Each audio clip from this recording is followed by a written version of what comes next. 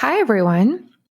Welcome back to another episode of Biohacking with Brittany. I'm your host, Brittany Ford, and today I have a fantastic lineup of a bunch of questions from my listeners. So the topics in this one are just full range. It goes from everything from nutrition to supplements to alcohol intake and prescription drugs and a whole bunch of things. So there's a lot coming for you.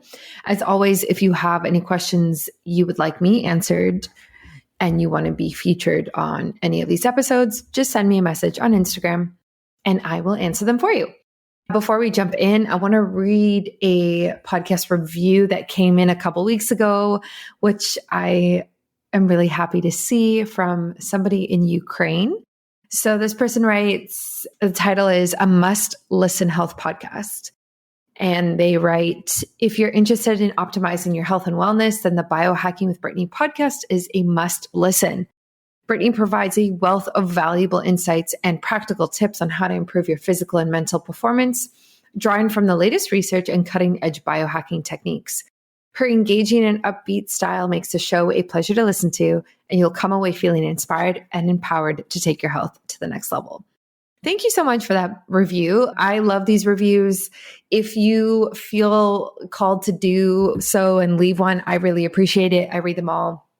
I think we have over 100 now, and they make a big difference for podcasters. And if you have a podcast, you know this because people get to see them and it really helps your show get seen by others and shared and all sorts of things like that. Yeah, I appreciate the time it takes. I've left reviews on my favorite podcasts, even if it's just a couple sentences or even just 5 stars, it makes a difference. So thank you. Before we get started, I wanted to share with you something that happened on the weekend. I'm sharing this because it was just like such a cute, happy moment for myself. But I was at a night market here locally. I'm in Vancouver in Canada. And I was at a night market and there was stalls of like food and beer and alcohol and all sorts of like homemade goods and little businesses, that type of night market. So it's really cool because you get to support locally. And I was walking past this one stand and it was a soap stand. And I saw this guy behind the counter, and it would be hilarious if he was listening to this. But anyway, I saw this guy standing behind a counter and he like caught my eye. And I remember just thinking like, this is a lot of eye contact for a stranger. And then anyway, so I just kept walking. And then he was like, Biohacking Brittany. And he said it out loud. And I like turned my head and I was like, what? I was like, what did you just say? I was like, how do you know that? And it was really cool because that is the first time I've ever had anybody in public know me from my online presence and not know me in person. So basically like a stranger knowing you without you knowing them. And like he knows my business. He follows me on Instagram. We started talking, all of this stuff. And it was so, so cool because the chances of that happening are so low. Like they are so low. Think about how big of a audience you have to have for one person to be able to recognize you who you've never met before. And I don't know. I was just so taken back by it. I was so shocked. And it was like a really cool moment because it just goes to show you how consistent work and perseverance and grit really does pay off. And I always said to myself, the moment somebody recognizes me in public is the moment I've made it. So it was so cool for that to happen on Friday night because I did not think it would happen at this stage in my business and career. But I was so happy about it. And it was just a very like warm-hearted moment that made me feel so recognized for the work that I've done and the effort that I've put in over years. Like, I have such a small business, but to be able to have a moment like that was just really, really cool. So proud. And I'm sure when I go to the biohacking conference in Orlando in a few weeks, I'm sure it'll happen a bunch, but that's so different, right? Like you're in a space where you're at a biohacking health conference that I already know a ton of the companies going. I know a ton of brands. I know a ton of other content creators going. So it's so different versus like being in a night market and someone's like, hey, I follow you on Instagram. That's just wild. So if you are going to the biohacking conference, I will be there for all 3 days. Definitely hit me up, message me if you want to chat, meet in person. I would love that. I am going with Katie Type A. If you don't know her, she is another content creator in the biohacking and health space. She's big on YouTube. That's kind of her main platform. She has over, I think, 30,000 followers now, and she does a bunch of different stuff. So she reviews a lot of health products and a lot of biohacking tech and gear. So if you've thought of buying anything within the biohacking space, I guarantee she's made a video reviewing the product. So definitely check her out on YouTube. She's also on Instagram, but I'm going with her. I'm staying with her in the hotel, and that's going to be so fun. We're going to do a podcast episode together, a bunch of content, influencer fun stuff like that. And I'm really excited because this is my first year going, and I don't really know what to expect, to be honest. I also haven't been to Orlando. I haven't been to Florida in a very long time. So I'm excited for that. I will be back in Florida in October as well, in Miami. If you live in Miami and you want to meet up, let me know. I'm going to the Biohacking Congress conference. So there's 2 different ones that happen in the States. So Biohacking Congress and Biohacking Conference. Yeah, it's a little much in terms of titles, but I'm going to both. One's in Orlando this year, one's in Miami. So I am super excited for that. So stay tuned. I will definitely share a lot about my experience. And I'm so excited to connect with like-minded people. It's going to be very, very interesting. Okay, before we dive into this Q&A episode, a quick shout out to the sponsors of this week. First and foremost, AG1 Athletic Greens. You know what this is. So if there's any product that you should take, it's AG1. I love using it because I think that it really just covers my bases. And this is what I recommend to most people. I just sent some to my mom because she doesn't like to take a lot of supplements. She doesn't like swallowing like pills and stuff like that.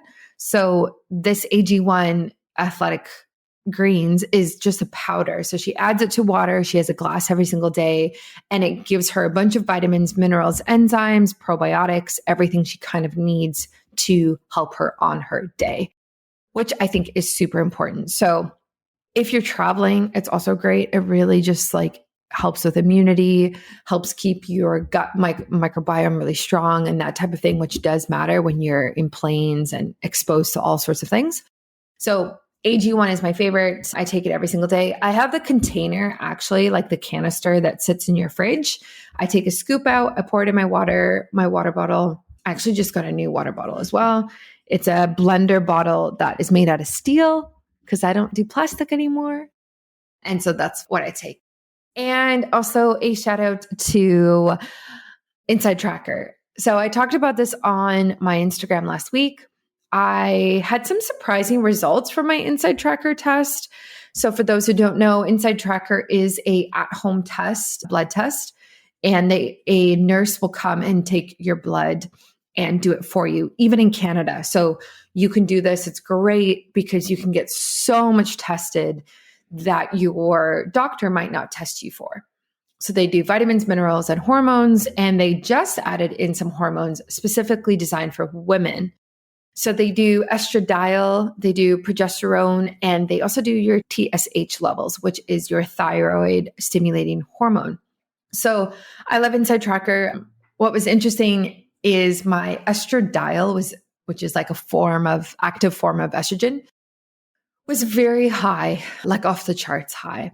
So this is cause for concern for sure. When I got this tested, it was at the beginning of May, and my hemorrhagic cyst was still more prevalent at that time than it is now. And when I looked into it, turns out your cysts, these types of cysts can produce hormones in the body, especially when they are by the ovaries, because the ovaries produce hormones as well. So I'm hoping that my high estrogen is in relation to that, because I don't really present with symptoms that are in relation to having high estrogen. So high estrogen, we typically see in women with endometriosis, which I don't have and I've been tested for. Women with very heavy periods, so like 4-7 days, lots of bleeding, lots of liquid, which I definitely don't have. I have more lighter periods. Women with shorter cycles. Other symptoms are like breast enlargement, breast tenderness, and that type of thing. So I don't have any of that. So I was really surprised, but I am going to test again, probably in June, maybe July, if I can't fit it in. And yeah, because I think it's important to double check on that, because if it is that level, I will need to take some more steps to figure out how to lower that, which is a conversation for another day. So all this to say, if you want to get tested with InsideTracker, I really recommend doing it. My discount code is Biohacking Brittany, and it's linked on my shop page on my website. Same with AG1 Athletic Greens. Like, go check it out. Everything is linked on my shop page with all my discount codes. So it's all in one place for you. All right. On to the question and answer part of the show. Woohoo. Okay. So this first question comes from, maybe we'll just keep it to first names for just to keep people's name, like privacy. My first question comes from Sarah in California. She asks, is Berberine a good replacement for Ozempic or Metformin? Why or why not? How should it be used? And what is its impact on fertility? So this is so interesting, because I think if you're on TikTok, you know where this is coming from. There are a lot of TikTok videos right now circulating saying that Berberine is nature's Ozempic. And for those who don't know, Ozempic is a weight loss prescription drug that a lot of big celebrities are now using. So, and the way that I kind of found out about this as well was through TikTok. A lot of people commenting on like the Kylie Jenners of the world, saying like they're using Ozempic for weight loss and all of these different things. And originally Ozempic was actually created for people with diabetes, and now it's being used as a weight loss drug for people who are not diabetic necessarily, or who are not obese or super overweight, but just to slim down. So there's a lot of pros and cons to that. There's a lot of dialogue happening. And now people are starting to say Berberine is a replacement for that, or a nature's Ozempic. So that's where this question comes from. And I think it's important that she talks about metformin, which I'm also going to talk about as well. So first of all, Sarah, thank you for your question. Let's explain what berberine is. So berberine is a naturally occurring compound found in various plants, and has gained attention for its potential therapeutic effects. However, it's important to note that berberine should not be considered a direct replacement for prescription medications like Ozempic or metformin.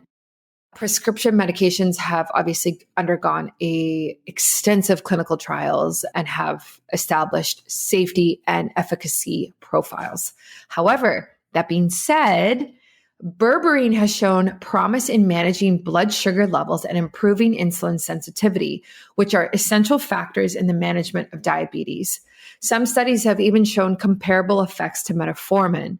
So, for example, a study published in the journal Metabolism found that berberine was as effective as metformin in reducing HbA1c levels, a marker of long-term blood sugar control, and fasting blood glucose levels in individuals with type 2 diabetes. Okay, let's back up for a second. So the dialogue that you see on TikTok that's like, oh, Ozempic and berberine, like the same thing. A lot of people are correcting these videos in the comments, and they're saying, actually, berberine is closer in its chemical structure and how it works in the body to metformin than it is Ozempic. And those people are correct. So I think people have gotten it a little bit twisted with what they think berberine can do on the blood glucose levels and also helping with long-term blood sugar control and Ozempic. But this is actually more, like I said, of what like metformin does. And when we talk about HbA1c levels, this is really important. So that is your blood sugar over the last 90 days when you get that tested. And it's in a percentage. So like I said earlier in the show, if you get tested with InsideTracker, they actually test for HbA1c levels. So I just did my test. Mine was 5.0%, which is a very, very healthy level. I think when I've seen other people like Ben Greenfield do it, I think he's been at like a 4.9 or a 4.8. That's the lowest I've ever seen. I have never personally hit that. 5.0 has always been my lowest. And I'm very, very happy with that because that's far from even being pre-diabetic. So, however, it would be interesting to take Berberine for 90 days or even longer and see if I can lower it further. So when it comes to using Berberine, it's advisable to follow the dosage recommendations that are on the bottle or that your healthcare professional says. Typically, it comes in a capsule or a tablet form, and the dosage varies depending on what you need it for. So I do have Berberine. It's so bad. I forget the name of the brand that I'm taking right now. I can picture it. It's in my bathroom. What's interesting about the one that I have, it actually says to take it at night. It says to take 2 at night. So I've been trying to do that, and I will link it in the show notes once I remember the name of the one that I take. Are you tired of feeling out of sync with your body's natural rhythm? Do you struggle with menstrual cycle related issues like fatigue, mood swings, and bloating? If you're looking to optimize your health and well-being, look no further than the Ebb and Flow Cycle Guide. This comprehensive guide is designed to help you better understand and work with your menstrual cycle so you can improve your energy levels, reduce PMS symptoms, and gain a deeper understanding of your body. With in-depth information on each phase of the menstrual cycle, you'll learn how to adjust your diet, exercise routine, and self-care practices to better align with your body's needs. One of the biggest benefits of the Ebb and Flow Cycle Guide is its user-friendly format. The guide is easy to follow and provides clear instructions on how to optimize your health throughout each phase of your cycle. Plus, it's packed with valuable information and insights that you won't find anywhere else. So whether you're a seasoned biohacker or you're just starting out, the Ebb and Flow Cycle Guide is the perfect tool to help you optimize your health and live in harmony with your body's natural rhythm. And with my expertise and guidance, you can trust that you're getting the best information and advice available. So why wait? Head over to biohackingbrittany.com to get your copy of the Ebb and Flow Cycle Guide and start living your best life today. So let's talk about fertility. Regarding the impact on fertility, research on Berberine's direct effects is limited. Fertility is a complex issue influenced by multiple factors. We know this if you listen to this podcast, including hormonal balance and reproductive health. One study published in the Reproductive Biology and Endocrinology journal suggested that Berberine may have a positive effect on polycystic ovarian syndrome, which is PCOS, a condition that can affect fertility in women, which is what I have, unfortunately. The study found that Berberine improved menstrual regularity and hormone levels in women with PCOS. However, more research is needed to fully understand its impact. I think this is interesting. So as somebody who low-key has PCOS, and I say low-key because it's not officially diagnosed, I feel like this is a recommendation for women with PCOS because a lot of women with PCOS have difficulty with insulin resistance and blood sugar control. And they tend to go hand in hand. So I think that's why that recommendation would be there. I don't think it is a general recommendation for women who might have irregular periods or an imbalance of hormones. So overall, my suggestion is definitely try it. I think if you've been tested and your blood sugar levels aren't great or your HbA1c levels are a little too high, I would definitely suggest trying it. Follow what the dosage is recommended on the bottle and talk to a professional healthcare consultant or doctor about it as well. And overall, no, it is not a replacement for Ozempic. It's not even really a replacement for metformin. It just kind of does the same thing, but it has less research behind it. So there's that. Okay, next question. This comes from Mark in New York, and he asks, is alcohol healthy for you in any quantity? How much should be consumed? Are there specific types of alcohol that are better for you? And what about women?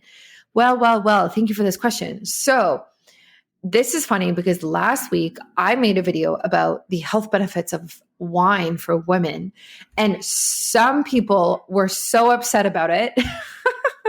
It was ridiculous. Like some people were like, I can't believe you would post this. I didn't expect this to come from you. Like all of this type of stuff. And I ended up taking the post down, which I don't know if I should have done that. It just made me think a lot about it, I guess. And so my overall, before we get into kind of like what the science is, my overall thinking with this is that alcohol is okay when you can drink responsibly, first and foremost, and it doesn't trigger any type of dependence or addiction. That is so important. And if there's any type of reliance on it, if it's a coping mechanism of any sort, I don't think it's appropriate to have. And that goes with anything you're kind of using to soothe any type of emotion you might be feeling, I think is a cause for concern. Do I think it's healthy for you? Not necessarily. Like if you look at what alcohol and wine and beer and things like that are made out of, like obviously not. Like I think it can cause metabolic damage, cellular damage for sure. And I definitely don't glaze over that. I think where I'm coming from when I think about wine and I think about the benefits of it, I think there is a time and place for it. And I don't think it's as black and white as people would like it to be. And I think when I posted last week being like, hey, here are some of the benefits of wine, I think some people got upset because they want this clear-cut answer on it. And they want someone like me to be this extreme health model for them with zero tolerance for the fact that I'm human and have a life outside of my business and outside of biohacking. And so I think it's interesting from that perspective of part of me feels like it's not fair to hold people to such high standards. And part of me does understand where they're coming from. So the way that I personally handle alcohol has been something I've thought a lot about, like a lot. This is not something I take lightly. And I've slowly started moving away from alcohol since 2019. And the reason why is because in 2019, I actually got my Oura ring. And my Oura ring was the first thing that actually showed me the serious detrimental effects of alcohol on my health. And before that, like obviously, right? You know when you overdrink, you know when you're hungover, your head hurts, your stomach hurts, it's acidic-y, you throw up, like you say things you shouldn't say, you eat a bunch of junk food. Like we've all been there, drunk, hungover, all sorts of things. But I think when I had my Oura ring, it opened my eyes to the effects of alcohol on my heart. So my heart rate was very, very high when I would drink, is very high when I drink. My HRV plummets. My sleep scores are terrible. And once I started to see this data, I was like, wow, like this is actually what's happening. Like to have an average, let's say HRV 80 and above is kind of like where I like it. For my HRV to be in the 20s and 30s when I drink alcohol and my heart rate to be in the 60s when my heart rate's usually in the 40s. Oh, like it really made me take a step back. And so since 2019, now we're in 2023, every year I've been slowly drinking less and less. So it kind of started with taking a month off and then another month off and then another month off. And then I started, I think it was 2021, I started doing like 75 hard a bunch of different times in my life. And so then it was like 3 months off and 3 months off and 3 months off. And then we had COVID. So I wasn't really drinking and going out anyway. And so slowly and slowly, I've been reducing how much I drink every single year. Now I'm at a point where I drink in the summer from, May to August. And when I say I drink in the summer, that means that I drink on the weekends and I will limit how many drinks I have in a night. Ideally 3 or 4, that's it. Maximum, like maybe just 1, but like maximum 3 or 4. And then I typically will drink on the holidays. So Christmas, maybe my birthday, and that's kind of it, honestly. That's kind of where I'm at right now. So if you look at it from like January to December, this year so far, like I didn't drink from January to March. I was in Costa Rica for basically all of March and I drank when I was there. It was my honeymoon. I got married. Obviously, I'm going to drink and enjoy myself. I didn't drink all of April, and now May I drank, June I'm drinking, July I will, August I will. September's my birthday, so maybe I will for that, and I'm going to California. And then I will probably take October, November, and half of December off until Christmas. So I think that for me, that's kind of what works right now, is kind of like this idea of like the summer, weekends, and significant holidays. Otherwise, I don't drink. And I should actually count how many days that is if I were to drink every day, because I guarantee you it's probably, I don't even know, like a quarter or less of the year. And that's a lot of time off. So this is kind of what I like. I like the ebb and flow of really taking a step back in the winter and then drinking more in the summer. However, it's different for everybody. So back to my original post of like health benefits, there are some health benefits, right? And I'm not saying that the negative parts, or not negative benefits, but like, I'm not saying that the negative impact of it outweighs or doesn't outweigh the health impact, but I am saying that there are certain health impacts and health benefits of it. And that shouldn't necessarily be glazed over. I think all in all, you need to find what works for you. And I don't think you should be shamed if you do drink, because I just don't think that's fair either. The general guideline for moderate alcohol intake is up to 1 drink per day for women and up to 2 drinks per day for men. And the impact of alcohol on health is a topic that has actually been extensively studied. So while moderate alcohol consumption has been associated with potential health benefits, it's important to emphasize moderation. It's essential to remember that these guidelines refer to standard drinks, which typically contain 14 grams of pure alcohol. So let's talk about the different types of alcohol and their potential health benefits. Some research suggests that moderate consumption of certain types of alcohol, such as red wine, may offer additional health benefits. Red wine contains antioxidants such as resveratrol, which has been linked to heart health. It's believed that resveratrol helps reduce inflammation and may have a positive effect on cholesterol levels and blood pressure. However, it's important to note that these benefits are seen with moderate consumption and may not outweigh the risks associated with excessive alcohol intake, which is completely what I agree with. When it comes to women and alcohol, it's important to consider factors such as body size, metabolism, and overall health. Women tend to metabolize alcohol differently than men, and their bodies may be more susceptible to the negative impacts and effects of alcohol. Additionally, excessive alcohol consumption has been linked to an increased risk of breast cancer in women.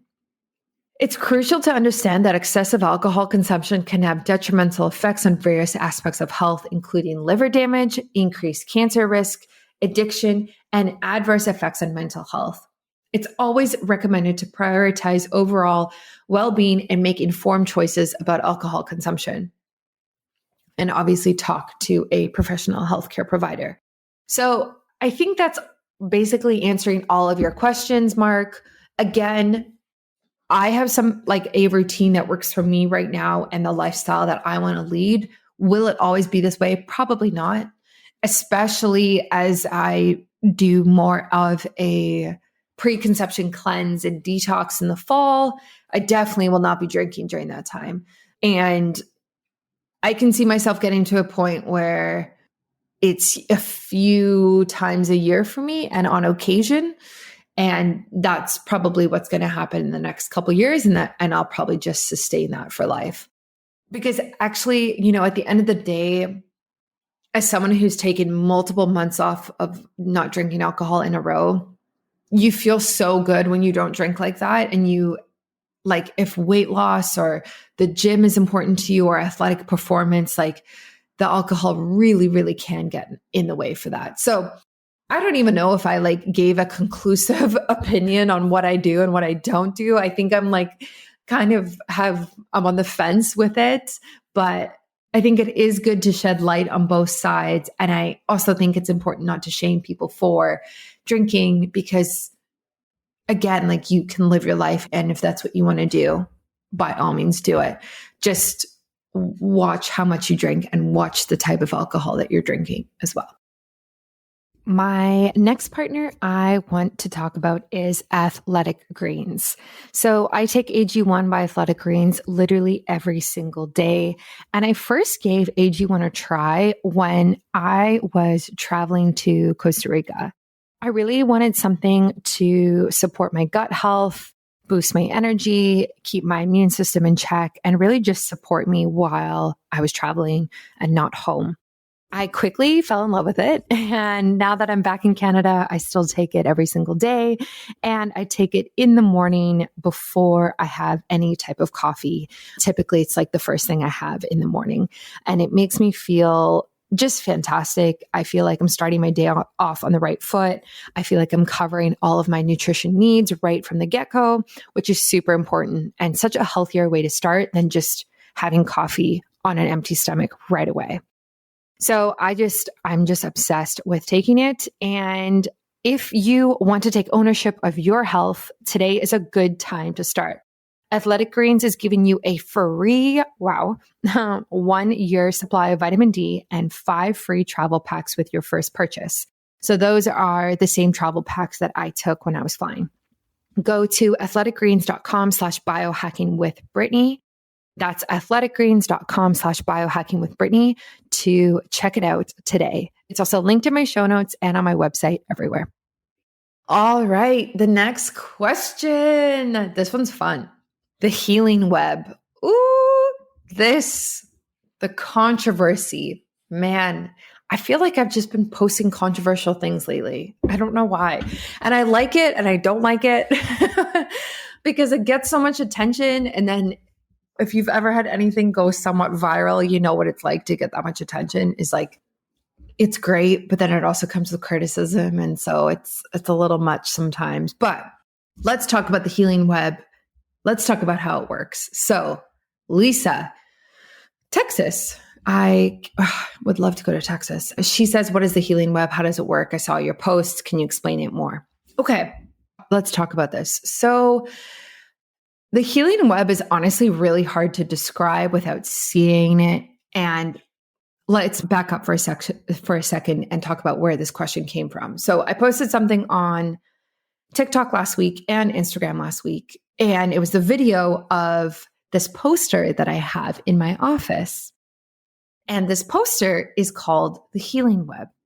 And if you haven't seen this and you are remotely into biohacking, holistic medicine at all, whatever it is, whether it's herbs, supplements, exercise, fitness, cryotherapy, saunas, whatever you're in, there's so many different things that people are into. You need to go and look at this map/web. It's going to blow your mind. I first found out about this on TikTok, I think a few months ago, because someone else posted a video of it. And I saw this thing and I was like, what is this? Immediately went, downloaded a PDF version, decided I couldn't read it. I needed it blown up, big enough. Found the guy who invented it, bought his poster. Now it's the poster on my wall. And you are probably going to do the same once you hear about this. So the healing web. This is something that's created by somebody named Dylan Monroe. It is essentially an outline of the most common health conditions that people have and all of the causes and ways of healing it on one map and web.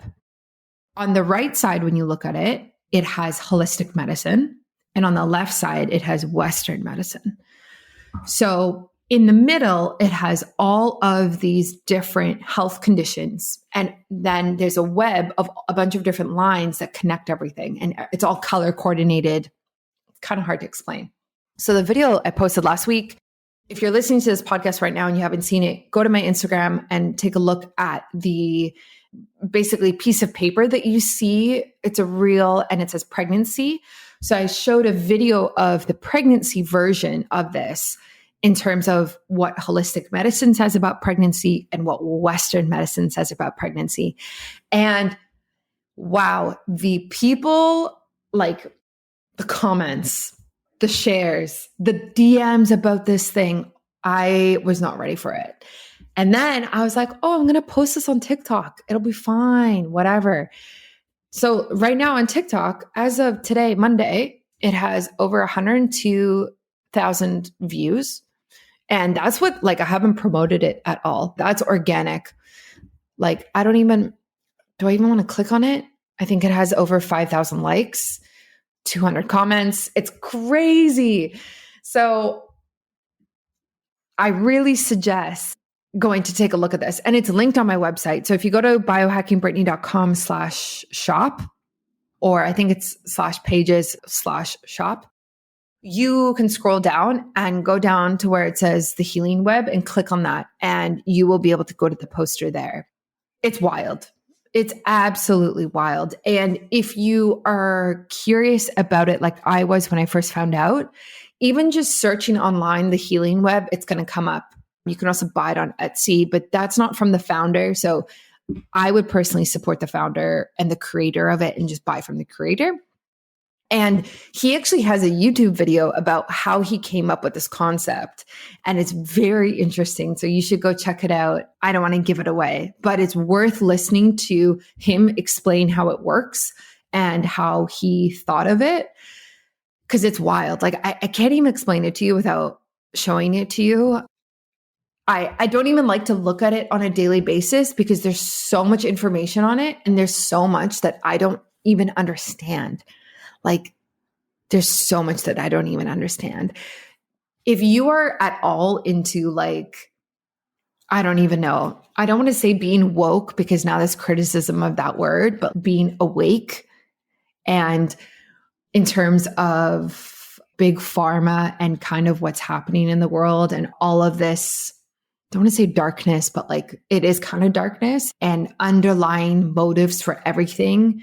You need to take a look at this because it's going to blow your mind in terms of everything that it says. Like, for example, Illuminati diet is on there. I don't know what that is. What does that mean? Someone explain that to me. Talks about alchemy. I'm just reading it from where I'm sitting right now in my office. It talks about, oh gosh, ball sacrifice. Am I even saying that right? And Planned Parenthood, sterilization. Like this is deep, guys. This is deep stuff. And is this a podcast about that stuff? No. Will it be one day? I don't know. But I think it is worth going to look at this healing web. If your eyes are somewhat open to how the world works, get ready for this. And what's interesting, which I didn't expect, is especially on TikTok, the amount of people who are defending this healing web and saying, y'all asleep, you have no idea what's going on, coming and just like defending it and especially because it's about pregnancy, the video is about the pregnancy. So many women are like, I had a C-section birth and this happened. I gave birth in the hospital and this happened. And it's not to shame any women who have done that. That's not what it's about. The map just literally outlines what the causes are and how Western medicine tries to heal it versus holistic medicine and the healing and different interpretations and what you can do for that one thing. So there's no shame in if you've done these things, it's just showing you how it's all interconnected. So man, if I haven't sold you on this, like just go take a look at it by now. It's not even my web, but it's incredible. So yeah, that's called the Healing Web. And I hope that answers your questions. Yeah, it's just a really, really very interesting web to download. I actually want to send it to a few different people now that I'm thinking about this out loud. It's a thought I'm going to have to come back to. Eliminate guesswork from your wellness plan with InsideTracker. Created by experts from Harvard and MIT, InsideTracker uses the power of your body's biomarker data to reveal what you need to live longer. You'll receive specific nutrition, exercise, supplement, and lifestyle recommendations, providing insight that goes well beyond what you can get from generic blood work.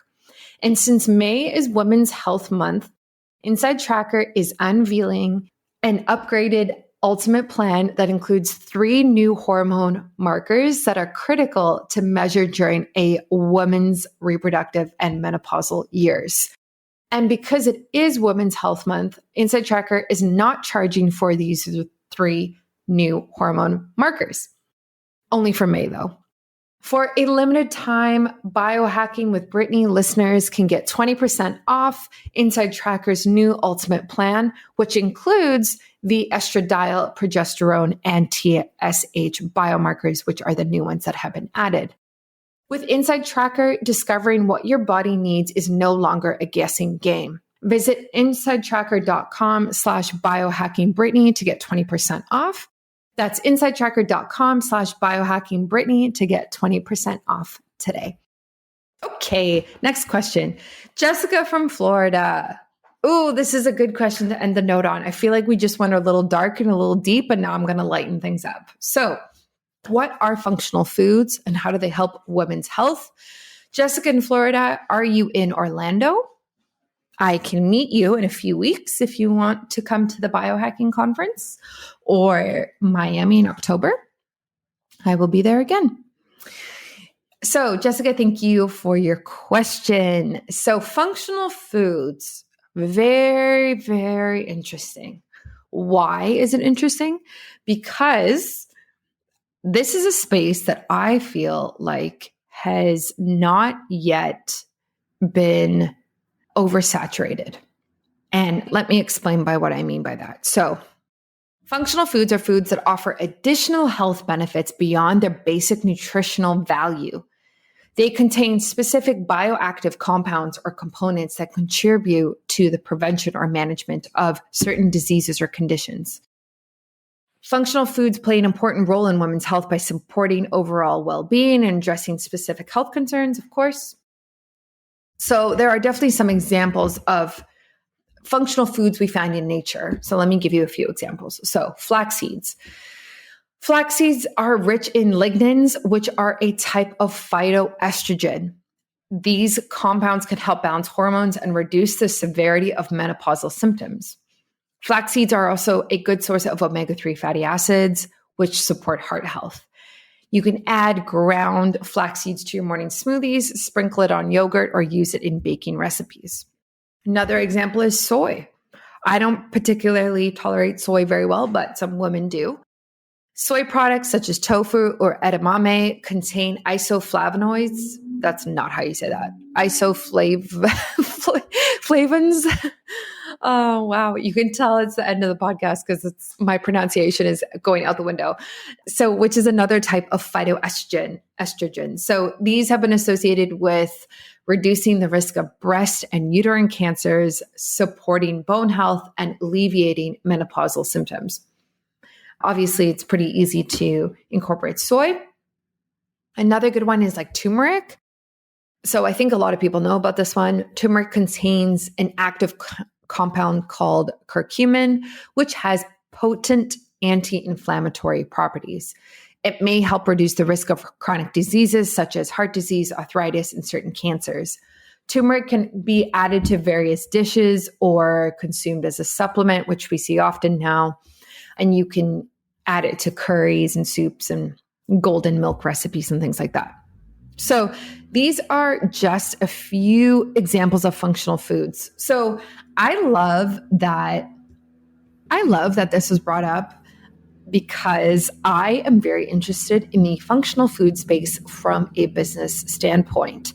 So if you go to my website, for example, if you go to my website right now, at the top, you'll see a banner that says hormone balancing chocolate recipe for free download, whatever it says. And that is a perfect example of functional foods. So we're taking something like chocolate, we're making it more functional by adding ingredients that are going to help balance your hormones. And the ingredients in there that do that are ashwagandha. I think it's ashwagandha, maca, and I don't even remember because I wrote it so long ago now. But that is the perfect example of a functional food. It's like, here's something that's healthy for you and has a lot of nutrients. But when there's something added to it for a recipe for this sake, there's additional benefits to it. So it's interesting. And I'm saying this now because I'm thinking of actually pushing this further in my business. So maybe I'll do like a little test because the amount of people listening right now at this end of this podcast episode is very slim, probably, although I get over 10,000 downloads a month now.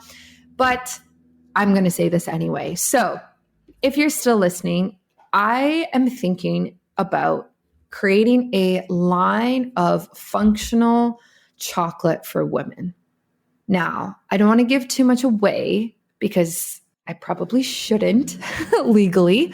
However, I would love to see in the chocolate space, first of all, chocolate that's healthy enough that I would eat it as a nutritionist. So it would have to be keto and paleo and definitely not have any soy in it whatsoever. And I would love for it to do more than just be chocolate.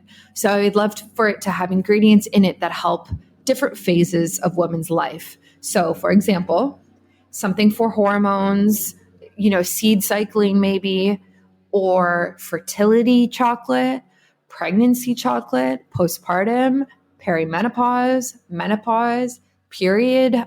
And not just like, hey, here's this chocolate for menopause, but rather, what are the common symptoms that women deal with during menopause? Okay, so hot flashes, fatigue. Okay, what ingredients have been scientifically researched that show that reduce that? What adaptogens, what herbs, and then how can we actually incorporate that into a chocolate where they take a square a day and it has a therapeutic amount of that ingredient in it, which then helps reduce those symptoms and helps them manage their symptoms. Because I like this idea more than supplements. I think everybody has a supplement line. Everyone's taking a million supplements. And I'm just kind of sick of it. I don't want to do that. And I was like, why don't we just create a line of functional chocolate for women that does a lot? And all women, like women who are struggling to get pregnant, like, can we add maca and help increase her libido every single day? And what can we add for stress management for her? Okay, so maybe ashwagandha. And how do we get enough in it so that she can take a piece every single day and it can help manage these symptoms again? And so I think that's really where the sweet spot is. And it's like that with any time you take adaptogens in general, just talking about adaptogens is like, you really have to take it every single day for about 90 days for it to really help with what it's supposed to help with. And that's why I kind of love this idea, because imagine just subscribing to chocolate that is healthy, that I think is healthy. So if I would eat it, I have like very strict standards. If I would eat it, especially as a nutritionist, then I feel like it is healthy enough, but also does more for you and really supports women. Like that's kind of just what I want to see out there on the market. That's what I want to see for women in general. And to be honest, if this existed, I would buy it and I would subscribe to it and I would already have it.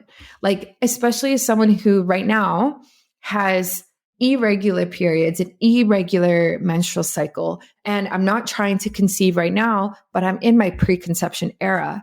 So if someone said, hey, take this chocolate every single day, this small piece, it's 48 calories, 50 calories, whatever it is, you agree with all of the ingredients in there. There's no soy, there's no cheap, crappy sugar. It's all, very clean, keto, paleo, and it has these extra ingredients in it. And this is actually going to help regulate your menstrual cycle. I'd be like, yeah, great. $40 a month for a month's worth, whatever the price is. I don't care. Subscribe, send it to me. I don't want to think about it again. And I'm good. Cool. Thanks. And same with fertility. Okay, I'm ranting now, but same with fertility, same with postpartum. Postpartum, I would love to produce something that helps with baby blues, postpartum anxiety, postpartum depression and stress, like all of that type of thing is like, how can we really support women during their different phases of their life without a freaking supplement? Okay. And so this is kind of what I'm thinking about lately. Now, if you're still listening, if you love this idea, send me a DM. Maybe this is going to be my test. Okay. I want 20 women. Actually, I don't care if you're a woman. I don't care what you are. I want 20 people to reach out to me on Instagram. And if 20 people listen to this and like this idea, then I'll do it. Okay. I'll do it. Launching January 2024. I'm not kidding. I'm not kidding. 20 people. I want you to reach out. I want you to send me a message on Instagram at Biohacking Brittany and say, hey, I heard your podcast episode. I listened to the end. I heard you talk about the chocolate idea. Yeah, I'm in. Do it. And I'm going to count and I'm going to report back on my podcast. If I hit 20, if I don't hit 20, maybe I'll give it a week. I'll give it a week, maybe 2 weeks maximum for those 20 people. Because, and you know why I'm doing that is because I know that I would buy this. And I know that my hormone balancing chocolate recipe on my website has over 1,000 downloads already. And I launched it less than a month ago. But I want more market validation. I want more women to say, yeah, I would buy this. And it's funny because actually when I've started telling my friends and family about this idea, every single time I tell a woman, oh my gosh, their face lights up. They're like, yep, absolutely. Do it. Please. You're telling me I can have chocolate every day and it's healthy for me? Yep. I don't need to know anymore. My mom said that. My mother-in-law said that. My girlfriends have said that. So it's so funny telling women about it because it's almost like an excuse to indulge in chocolate. And I think that's fine. Absolutely. That's great. Again, if you're one of those people or you know somebody, reach out to me. I want to hear from you. I really want to hear from you. And I haven't talked about this on Instagram or TikTok or anywhere else, and I probably won't because my podcast platform is a lot smaller and it's more intimate and I kind of like it like that. And so I want to keep it here until I announce it in the places where I have a bigger audience. So thank you for listening to this podcast episode. This was a ton of information. I ranted about a bunch of things, but that's kind of what I'm here for, is to just share my thoughts on wellness and health and everything like that. I look forward to hearing from you, and I will catch you later this week for another episode. Thanks for listening to another episode of Biohacking with Brittany. If you're interested in finding the show notes or the sponsors for this episode, you can do so on my website, which is biohackingbrittany.com. Remember to follow me on Instagram where I'm most active. My handle is @biohackingbrittany. And if you're interested in working together and you want to email me directly, you can do that. My email is info@biohackingbrittany.com. And I look forward to hearing from you and having you tune in next week.